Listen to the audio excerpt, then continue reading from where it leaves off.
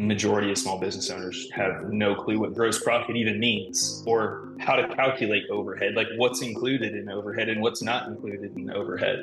Like these are simple things that you have to know to run a successful business. Welcome to The Boost, a podcast for home service contractors. We explore leaders and innovators in home services, their personal journeys, thoughts, and experiences with growth, marketing, and succession. We cover the good, the bad, the ugly, and its ultimate impact. Hello, everybody. Thanks for being here on another episode of The Boost. I'm Zach Wilson, Chief Marketing Officer of Local. Today, we have Bryce Lawerence, founder of Vanguard Partners. Bryce, welcome. Thanks for having me on the show, Zach. Appreciate it. I probably should also intro you in your other ventures as well. I just realized that you're a operator, co-owner in a couple of home service businesses as well. Yes, sir. Yeah, we got two HVAC companies and an electric business. Two of them are out of Southwest Florida. Another one out here in Dallas, Texas. Just moved out here this past year to open up, man. So yeah, really excited about all that stuff as well. Yeah. Which I think is doing a fabulous job in marketing. Goat Air. You guys really leaned into the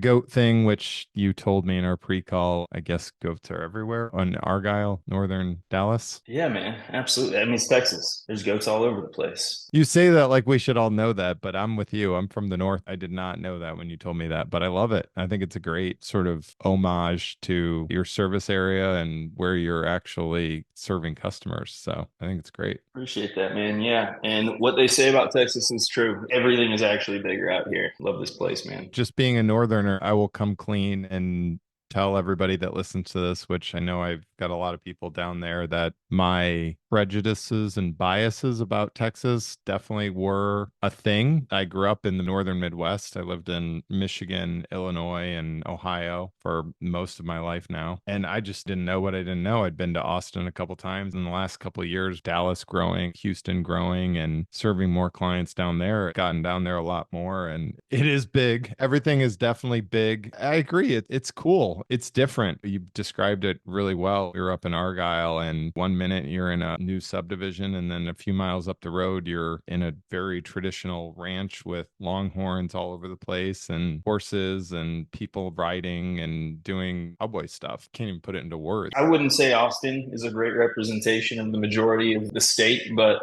it's a little strange at times. But Austin and Dallas in the city are fun places to go and be. But yeah, we're out in the suburbs, man. You get a little bit of everything. It's pretty cool. So tell us a little bit about your journey here, the connection between Vanguard, your trade businesses that you were collaborating on and co-owners in. Yeah, man, definitely. So a little bit of a funny background. I was a professional fighter, but I was always in construction in the trades to support that crazy goal and habit and lifestyle. Realized pretty early on that it wasn't really going to cut it when it comes to paying the bills and taking care of a family. And wasn't that good at it to be able to do it that high of a level. I did not know that. This is new to me. What was your limiter? Was it physicality? Was it skill? Or were you just not crazy enough? What was the limiter now looking back on it now that you're not doing that? I did compete at the highest level of the food chain. Got to fight all over the world, compete all over the US, and was a world champion as an amateur and had a decent career as a pro. Now, not to get down or anything, but before my professional career was taking off, I lost my first son, and that really wrecked my wife and I for quite a few years. Our marriage went through a really rocky time. I lost a passion for just about anything in life, to be honest with you. It was probably a good 3 years. Fighting took a huge back seat, and I never really got back into it at that same level again. But really attached to the trades in that moment in time. I just needed to get something going, make sure that I was taking care of my wife and our house, and the trades was always there. And always been in construction. My father was a GC from a really young age, and right out of high school worked for an HVAC company and loved it. I always wanted to work with my hands, always wanted to be out in the field, learn something new, and realized very quickly that the operations side of the business was a mess most of the time. And really the financial side of the business was a huge mess. I was extremely curious as to why all these small businesses were failing and why they couldn't move forward and why they couldn't grow. And it really had a lot to do with the structure. And business owners, they get into business because they're good at their trade. They're good at their craft, right? HVAC guys are good HVAC technicians. This guy can do it. Why can't I do it? And not realizing that the guy they were working for previously really didn't have a clue what they were doing either. and was winging it like we all are and have all figured out for the most part. And so I got into business and realized that there was a lot more to it other than swinging a hammer and installing units, whatever it is they do. I'm sorry to hear about your loss. I cannot even imagine. So tough and I'm sure so tragic, but understandably, that's life changing. Absolutely. On the trade side of it, what's the operational inefficiencies, if you will, they're rampant, right, through all levels of all trades. So in Vanguard, what are you trying to do to help that? Yeah, so it went from operations management into financial management and a little bit of both. The reason for that is because I realized it was really difficult to help influence the operations of a business without being very involved in their numbers and their finances. I think that data, the KPIs, key performance indicators, are the things that should make your financial or your operational decisions, not the other way around. We try to make operational decisions that will influence our numbers. We needed to make operational decisions based off of where we're actually at. And so really went back to the drawing board as an operations manager, as an employee for quite a few of these companies, and learned the numbers side of it. Had some great mentors along the way, consumed every bit of knowledge that I possibly could, and anybody that would talk to me along the way to understand the KPIs and what influenced the business's profitability. And so what we do at this point in time is we come in and we step in and help the business owner understand their numbers. Like, what's your break even point? What's your gross profit margins? What is your overhead percentage and cost on a monthly basis? Your payroll percentages, all the way down to your net profit. How do you compensate your team and your employees? How do you compensate yourself as a business owner? Nobody teaches this stuff, right? And so how do we manage debt well? If you have debt, how much should we have? And how much can we take on? How many trucks should we go and purchase and get loans on? All those big major questions that most business owners are just trying to figure it out as they go and hope that they just made a good choice. And again, the financials will tell us when that choice should be made and how to make it. And so we got to listen to the data. And so what we do is we collect and really quickly put that data together and help the business owner understand where their major pain points are right now. Is it your gross profit margins? Is it the way you're pricing your products? Is it the way that you're paying your employees? Are they within the industry standards right now? And if they're not, why are they not? Do you have a slightly different business model than the other HVAC guy in town, and the other landscaper in town, and the other GC in town? And that's okay. But where is the biggest pain point right now when it comes to your financials? And we push on that one pain point and correct that first. And we'll prioritize everything after that. Is there, just thinking out loud here, but like, is there a magic number if you're at a $500,000 company to $1 million to 2 million to 5 million where you're like, you know what, don't actually worry about this, worry about your lead flow and getting the business to some operation, this sounds silly, but some operational efficiency where you can start to worry about your gross margins, your net profit, those type of things. Because I think that there are a lot of people that absolutely have these problems, but there's so many other things that get in the way of even worrying about those problems. So they don't even have enough, inbound calls to keep everybody busy or themselves busy, right? A very basic example. So, great question. Who should be focused on these numbers and who should be paying attention to it? Anybody that's doing anything less than 50K a month. If you're in the trades doing 50K a month, it's probably you and a helper and maybe somebody answering your phones. If you're below that, anybody who's going to pay you is a good customer when you start out, right? And I really do believe that when you're just getting going, so many people like never work for free, never give anything away when you're in business. I'm like, no, you need to build a brand. I'm with you on this one, right? So many people in Facebook group, you got to charge what you're worth. You're not worth anything. You got no brand yet. Yeah, exactly. Exactly. You can't go out and demand 20, 30K install when you've got no customers. Your objective there is undercut everybody else and get some business. There's truth to that. And there's seasons of business, right? So day one, anybody who's going to give me $1, that's my perfect client. At the end of the day, I'm going to go work my butt off and build a brand and build a name in the local community. You have to. You don't have a choice. And if you don't want to go through that, then quit now.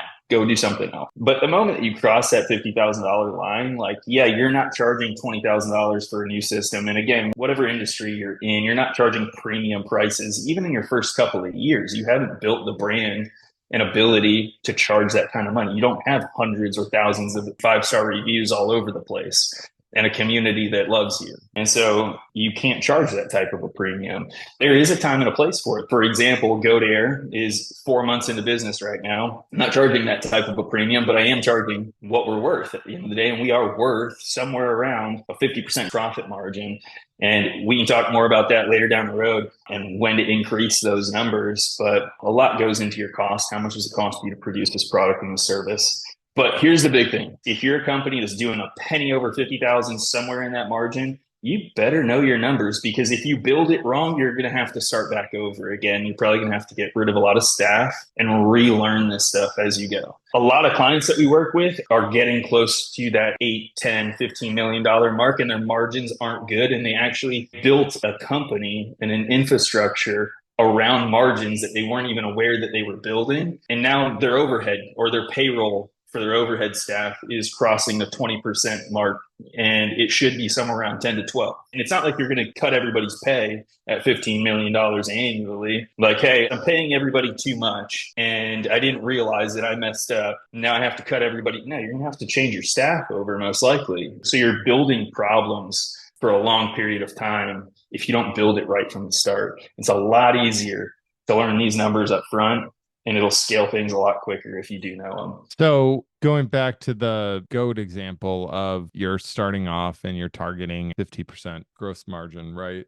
What's for you as an insider, what's your net profit target off of that? Are you still high teens, 20s? Oh, dude, we're crushing it right now. We're at like 35%, 40% because we have no overhead and the owners aren't paying themselves right now. Okay. We got trucks in a super tiny shop right now. Like there's close to no overhead. That's good because that gives you a lot of profits to reinvest, right? Is that the plan? That's exactly the plan. Like we don't need a paycheck, thankfully, but this thing is just, we're feeding it and feeding it for the next couple of years here and see what we can build. But that's where it comes into play. Most business owners that start their own company, it needs to take care of them on a personal level. So like, what do you need to take home to take care of your family and the lifestyle that you've created over the years is a big question. And it's one of the first questions we ask almost every one of our business owners. If you're a small business doing anything under 5 million a year and you're used to taking $150,000, $250,000 home from the last company that you worked for as a top salesperson or a top tech, that's a lot of money to a small business. And it's a huge percentage of that company. You got to manage that properly. When should I be taking money out of it? And a lot of new business owners, and I'm sure, Zach, you've probably run into this plenty, and I've done it myself. We just randomly take huge distributions when we need the money on a personal level. We just pull it out of our bank accounts, out of our business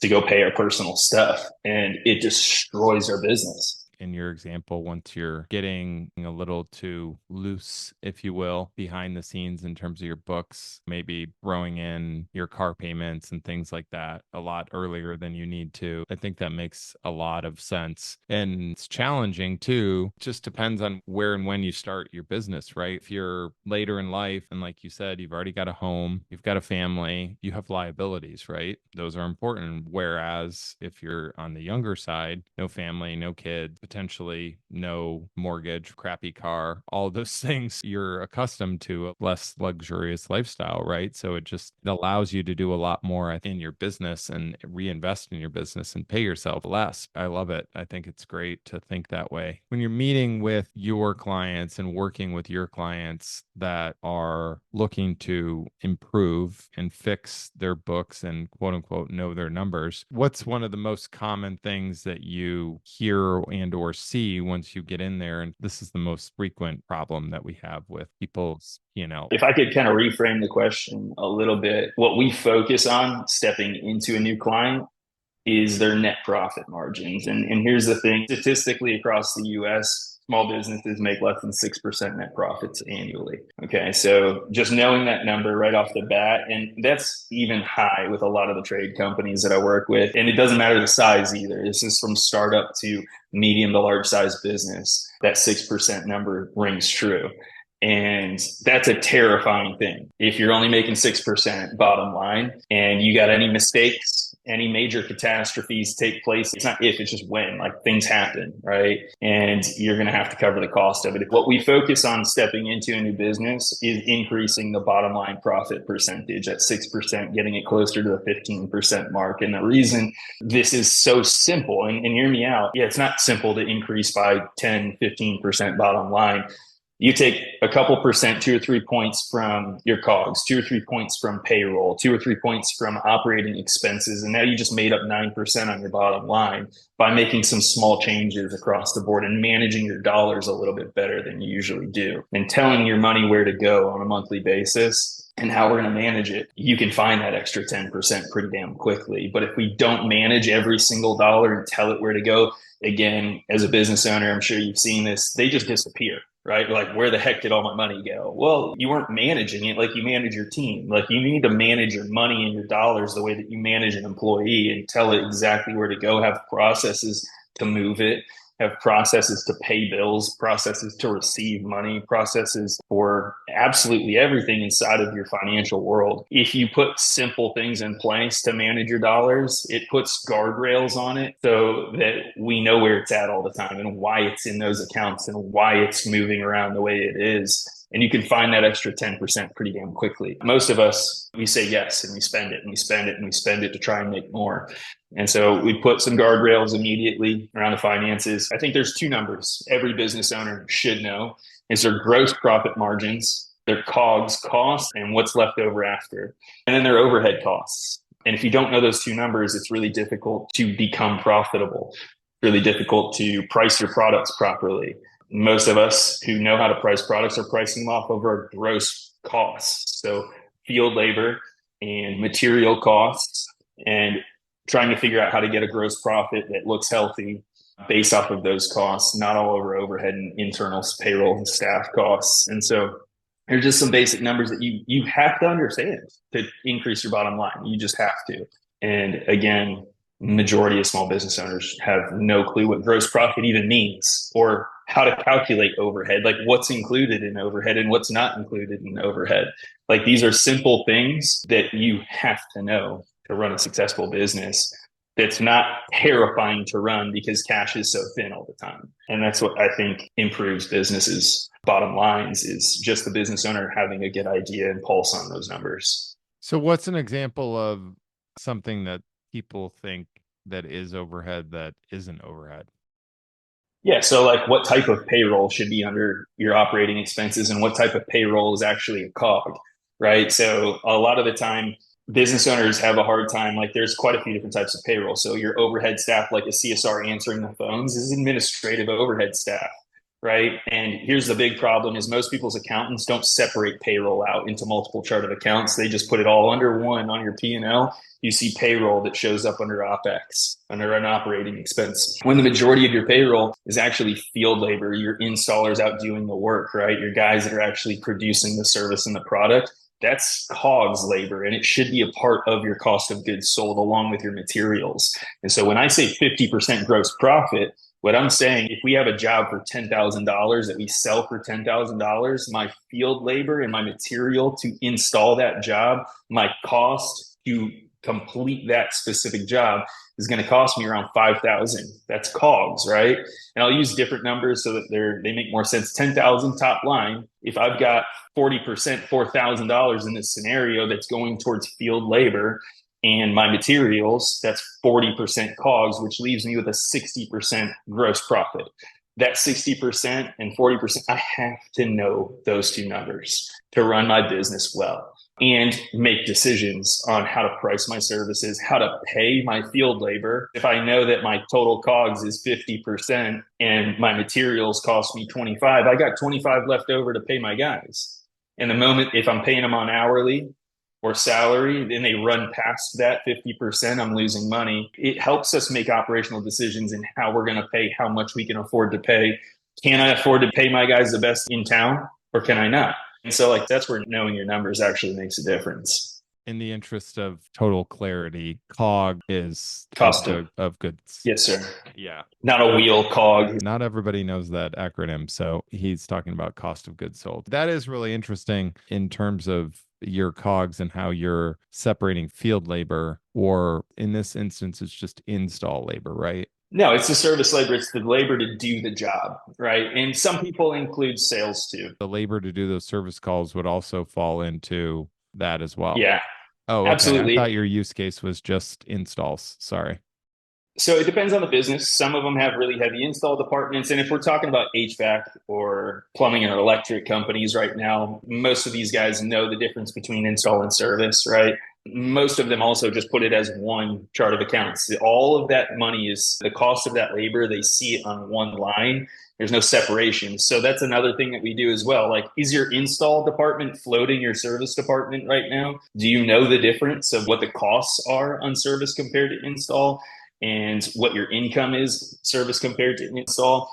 And so are your margins healthy enough? Like service, you should have a higher gross profit on service than you should install across the board, but they're not as high as dollar amounts, right? You sell an install to replace a system for much more than you would to service a system, but you make better margins on service calls than you do install calls. And so knowing this stuff, you need to know like how much do I have to produce in revenue on a service truck compared to my install crews to make it worthwhile having that truck out on the road. It's simplifying all of these questions and bringing extreme clarity to it. Again, helps the business owner make all of their decisions to make their bottom line increase.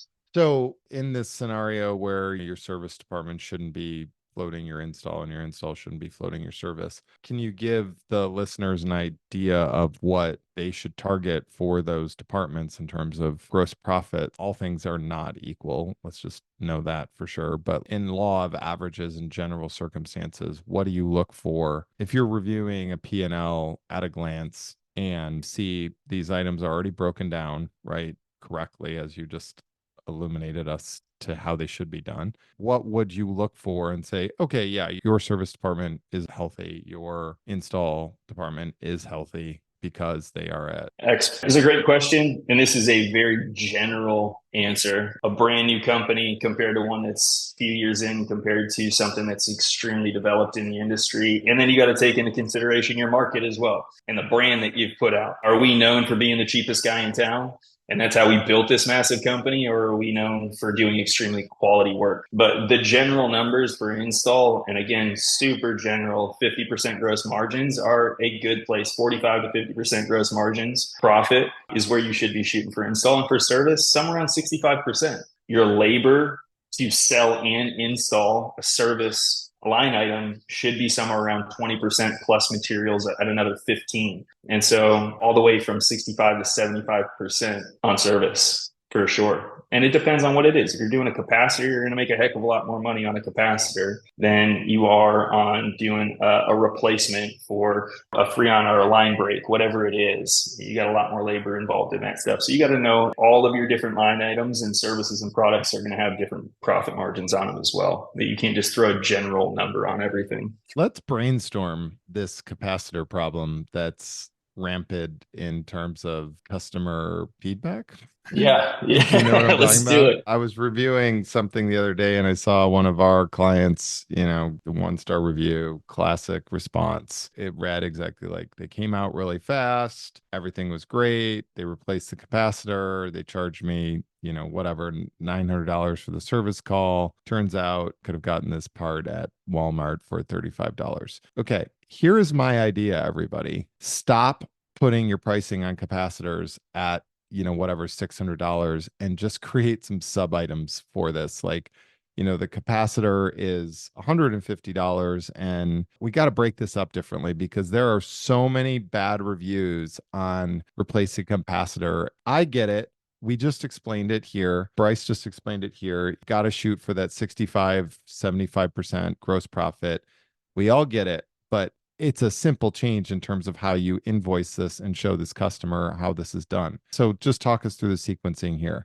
You're on a job, you show up to a job, you probably immediately have an idea that it's a bad capacitor. You go through your diagnostics, you test it's a bad capacitor, right? So how can we creatively as an industry, or the contractors creatively, change their invoicing so that they're not getting called out on this crap? Because We all know why it has to happen and why it exists. Nobody goes to the store and says, oh, I just spent $65 on a t-shirt and it was made in China for 25 cents. Nobody says that. We've all overcome that. But here we are with the capacitor conversation where everybody, not everybody, but actually I will say this. I bet almost every HVAC company has gotten a bad review because their customer goes out and looks up on Walmart how much that part costs and they're pissed. So this is really funny. I like just almost want to show you proof that I'm not making this up because it happened this morning. Like it legitimately happened this morning. Our customer service rep, she's newer. She just started with us about 2 weeks ago. And one of our customers was questioning her through text message to try and find out how much it should cost. He didn't know. We came out to his house 2 weeks ago and changed out a capacitor.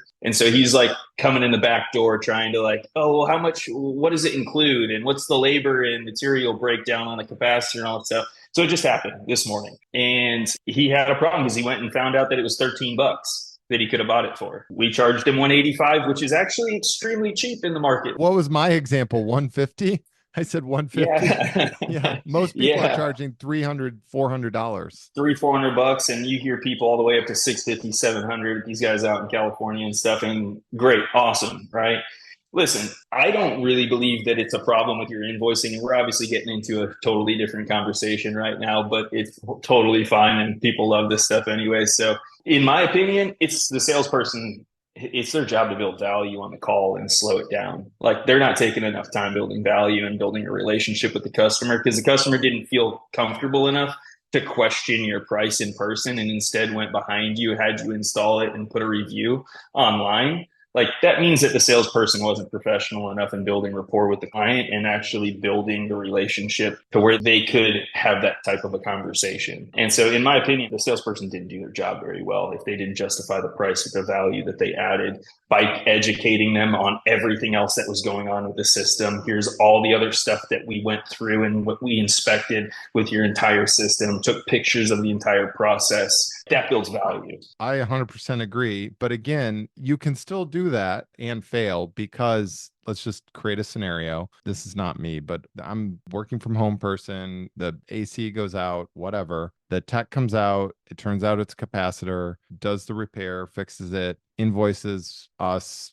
I can't remember what this example was, but it was $850, $900. And this was not me. This was a client. And then the wife comes home, looks at the invoice on the kitchen counter for $900, glosses over the fact that the house is now cool and not 100 degrees, but there's an invoice for $900 and the part is capacitor. And let's just say for argument's sake, that's on the higher end, $400 for that part. And she just goes to Walmart and looks it up and finds that that's a $13 part. And then all of a sudden, all over the husband's, you know what? I think it can be Sure. solved by doing what you're saying, but also the description in the notes for the capacitor, including all of those things, right? Then there's transparency of like, this part and this labor was not just part capacitor, $400, labor in this example, $500. It's got to have more description of what sort of included diagnostic, the fix, the part, etc. It's a recurring problem. I agree with you that 100% the service tech can probably in those situations do a better job, but I would argue that there are still going to be things that slip through the crack where people are just going to be pissed because they go and look up that part and the markup isn't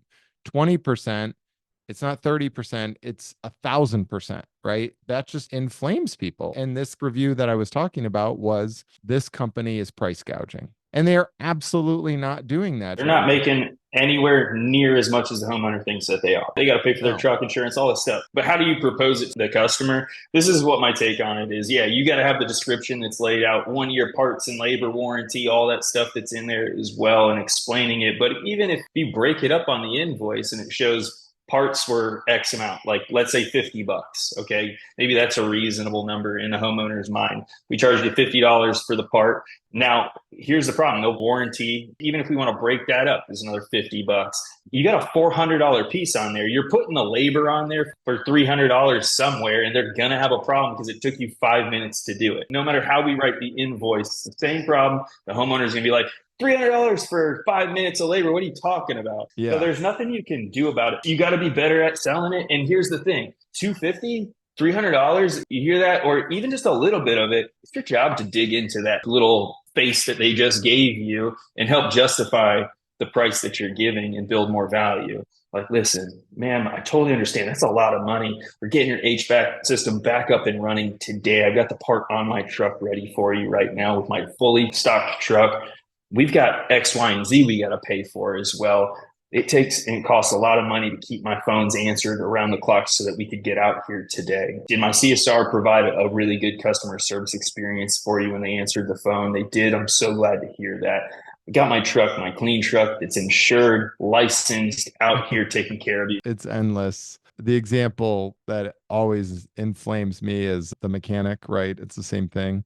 You're sitting there for 4 hours and you're in the shop or the dealership or whatever, and you're watching your car up on the rack, sit there for 4 hours. They work on it for 15 minutes and then you get a labor bill for 4 hours. I'm sure other business owners get it, but most people just think they're just getting screwed every which way up and down. And there's got to be a better way. Unfortunately, I'm going to say I don't think we solved it. Getting back on track in terms of your role, which is to simplify things, you're a CFO for contractors. Would you call yourself sort of in vogue? And I'll just label, would you say you guys are considered a fractional CFO, or is it that model that you guys are using, or no? Yeah, if you want to put that language to it, I think it's a little bit limited. But yeah, we're a fractional CFO for tradesmen and contractors. We really get heavily involved in your operations. Like, I'm going to take the data, I'm going to tell you, like, here's the fixes, here's three solutions to this one pain point that you're having. Let's discuss which one's best for you. And we help implement those operational solutions as well. I think it's really important that you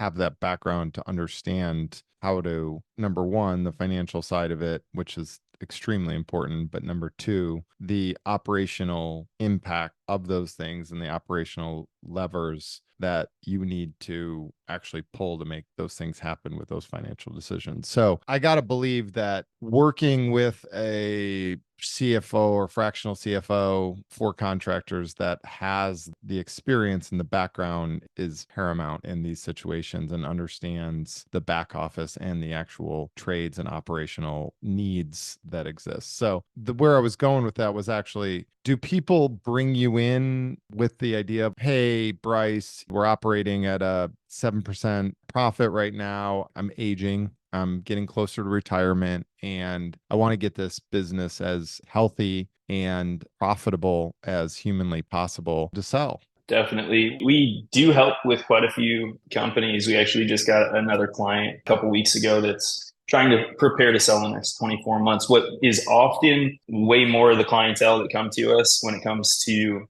exiting a business is succession plans and passing it down from generation to generation is oftentimes what we're seeing more than anything else. Most businesses, unfortunately, are not in a position to sell and won't be for a very long time for a lot of different reasons. They're just not as valuable as the business owners assume that they are, or emotionally how connected they are to those businesses. They wouldn't part with it for the amount of money that they could actually sell it for. And so come in alongside of business owners and prepare them for succession plans or potential sales as well.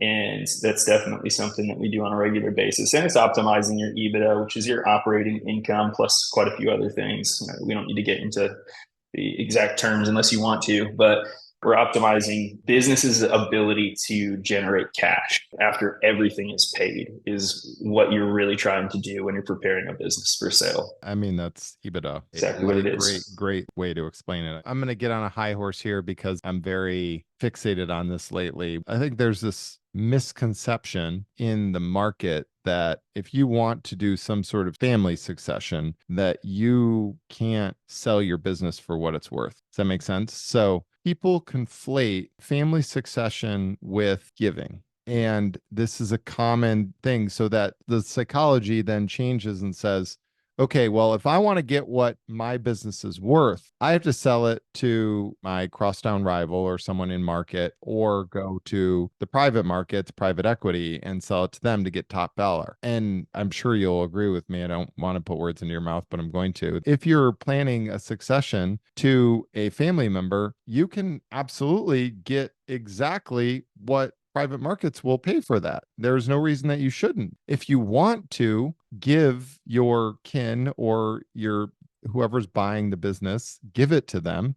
Of course, you can do that. That is not a requirement. It doesn't have to be Yeah. gifted. It can be gifted, but you can also get, I'm just making up a number, but like you can also get 10x, 12x multiple for your business and sell it to your kid. You can absolutely do that. But there's this notion that you can't do that or you can't get those high selling multiples unless you go out to the private markets. And it's my new mission to squelch that misconception. So, anyway, I just want to clarify again, you're using the word succession, and that's sometimes conflated or confused with, I'm just going to give it to my son or daughter. You're 100% right. And even if you're selling to a PE firm, what most people don't realize is there's a lot of different ways people buy companies, and there's a lot of creative things that you can do. Everything is open to discussion when it comes to actually selling a business. You can remain as a piece and owner of it. You can sell the entire thing. You can sell a piece of it. Your role looks different in every one of these sales as well. And most people don't realize, even with PE firms, private equity, a lot of the time, owner finance some portion of the business as well.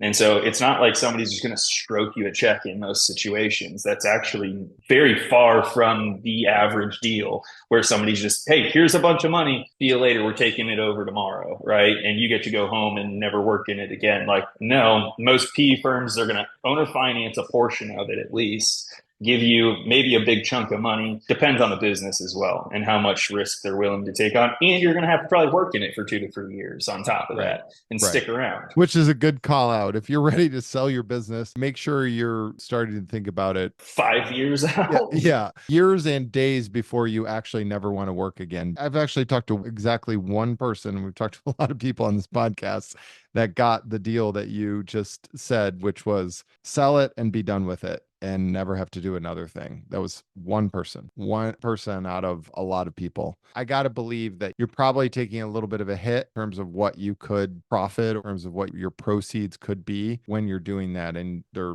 giving it all. Got to believe that. I don't know that for a fact, but It is true. Yeah, if you're owner financing all of or a piece of your company, you're most likely going to get more money for it in the long run, because it's just like, what's the cash price? We all know and understand that. Our customers ask us for that all the time. Like, I'll give you cash right now. Yeah, it's going to be cheaper, right? Like, we're going to stroke you a check today for X amount of dollars. It's going to be a lot less than if we're going to go out and finance this thing, especially right. through the owner. So with clients that you're working with in terms of succession planning, someone potentially retiring, selling a business, whatever their event is, and you get into working with them, engaging with them, trying to improve their books, make them profitable, right? What are problems that you typically see with those potential sellers that you're first trying to help them resolve, or issues that are just they need to overcome before they can get themselves profitable? Yeah, so with succession plans, like when somebody comes to us in general, succession plan or not,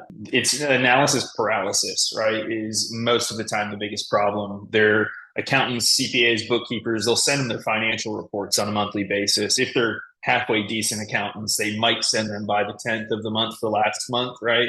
You get your P&L and your balance sheet, and they're trying to make sense of it. First of all, they don't know how to read a P&L and a balance sheet 99% of the time. And even if they do, it's too much information to actually make a decision on. And like, okay, where's the pain point? I can see the bottom line. I can see how much money I'm making on a gross profit margin, like my gross profits and my COGS and all that stuff on a dollar basis. But what's jumping out at them, and how do we fix and approach, like, top down, what's the most important pieces?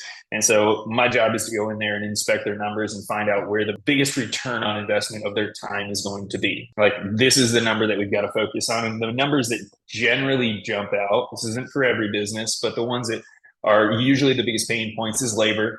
Labor costs are way too high across the board. Everybody overpays, thinking that if I pay the best rates, I'm going to have the best talent and I'm going to build the best company. And there's a little bit of truth to that, but you've got to have good management. You've got to be a good boss to retain good talent. People don't just stick around for dollars at the end of the day. So number one, across the board, And it's internal, external, subcontractor, field labor, sales labor, administrative labor. Those labor rates are way too high across the board, and you have to fix those immediately. And we'll find the ones that are the biggest pain points: administrative, field sales, whatever it is, and really put in some simple operational processes and pay structures to implement into the business to help deal with those labor rates being too high. And the other really massive one across the board is their overhead expenses are outrageously higher than they think. I can't tell you how many times I've had a business owner say that, yeah, my overhead costs are 25%. Like, where'd you pull that number from? Because you saw it online? Like, where did that number come from? I don't know. That's what I've always put on there for my overhead costs when I go price stuff. 25% is like the resounding number I hear all the time. It's actually usually closer to 35 to 40. Historically, on average, when I look at a business, like, okay, I got the magical 25% number again. Yeah, it's probably double that actually. And we dig in, and it usually is. And they don't take into consideration distributions. Most business owners pay themselves outside of payroll. A lot of them take huge distribution chunks that doesn't even show up on your P&L. And most people don't realize that, right? Those loan payments for your vehicles don't show up on your P&L unless you're renting them. If you've got loans on them, they're going to show up on your balance sheet. So they're like, that's not included in your net profit. It hasn't been taken out of that either. There's a ton of stuff in there that's not included. And so our job is to go in there and find it. And I include your distributions, your average distributions on a monthly basis into your overhead percentage, even though an accountant would scream at me and say that's not the right thing to do. That cash is going somewhere. Like, it's coming out of the business and it's hurting your business in a major way. What if you triple the size of your fleet right now? Your operating expenses won't change in theory because they're all loans. And so I'm like, no, I'm still at 25%. Yeah, but you have all these cash that's flying out of your business every single month that you're not accounting for. And so generally speaking, to bring this all the way back around, their operating expenses are extremely out of whack, and they have no idea why or how and how to fix it. And especially for off season, everybody takes on a whole lot more overhead expenses in the summertime in HVAC, and they grow their businesses. They bring on more overhead staff. They buy more trucks. They get a bigger office. And then we get out of season. I just really made some massive mistakes. And now we're firing people and trying to figure out how to get out of these loans on these vehicles that we just bought. We moved over into a bigger space and doubled the size of our space, and we shouldn't have. Right. And so advising clients on that stuff is what we really do at the end of the day, and fixing those estimated costs on an overhead basis and planning for off season and in season. Do we have the cash to make it through off season right now while we continue growing? And so, yeah, man, labor rates and overhead expenses across the board are generally the biggest things that we're looking at, and owner compensation too. Those are some pretty typical examples you hear in terms of add backs that are occurring: distributions, cars, my cousin Vinny, those type of boats, I guess. That all's aligned with what you typically hear. I think it goes back to what you said in terms of really understanding your P&L and really understanding what your numbers are. And instead of making things up, like your payroll is 25%, even though it's 45 or 50, it's actually looking at your P&L and knowing that your payroll is 2x what it needs to be, right? I appreciate you being here. It was a great conversation. I definitely learned a lot. Hopefully the listeners can pick up as much as I learned today as well. What's the best way to connect with you? Are you most active on IG or Facebook? Yeah, man, I'm on Instagram, the Bryce Lawerence, and then discovervanguard.com is our website. People find us there. And Zach, if I could leave with anything, I would just say that I'm not the most intelligent person in the room, man. It's not because I went to accounting school or understand any of the stuff. It's simple. It's just people don't know it, right? It's like any other trade. You got to know and learn the basics and do the basics really well. Thank you for everybody else. Thank you for joining us, and go get them.